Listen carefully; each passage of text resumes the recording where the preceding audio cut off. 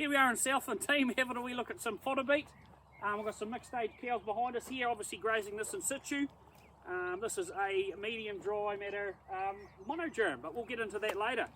The main reason people grow fodder beet is to fill that winter feed pasture deficit. And the main reason that fodder beet got a start is because the Swedes and the kale, the yields just weren't quite cutting it. They're susceptible to dry rot, club root. We've got wild turnip issues, and also another big plus for this crop is just holds its quality right through to the end of winter, and the stock love it. Now, what you want to do when you're putting in some beet is just identify the paddock, have a wee look at the chemical history across that paddock, make sure you're not going to run into issues with that. It is very sensitive to some chemistries. Identify any standoff areas if you do get weather events. It's basically inevitable, so identify those standoff areas and where your swales are in the paddock and your critical source areas.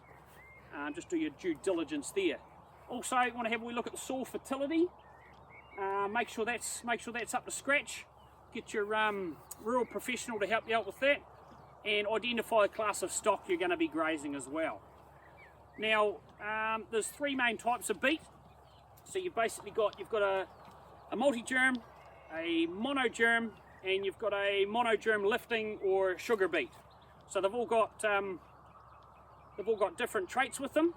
I guess multi-germ, lower dry matter, a wee bit further out of the ground, but you do end up with quite a few gaps. Now with the monogerm, better quality seed, good placement, good plant numbers through the paddock, and that can range from right from 13 up to 18-19% dry matter. The higher the dry matter, the further in the ground they grow. So here we are just looking at a few different types of beet. Down here in front of me you can see it's a wee bit gappy. So that row up there is a multi-germ. So the seed's mechanically separated, it's rubbed, and therefore the seed gets damaged, and you can quite often end up with gaps. Then we go right next to that, we've got into a monogerm. This one's a bit higher dry matter, but still nice and out of the ground.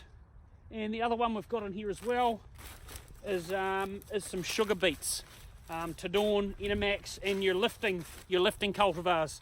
Now these you would never graze in situ. I can't even pull one out. They're like a parsnip. They're very high in dry matter.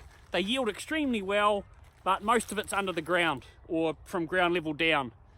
So they need to be mechanically harvested, carried away, chipped before they're fed to cows, because the cows try and graze them, they just waste most of it.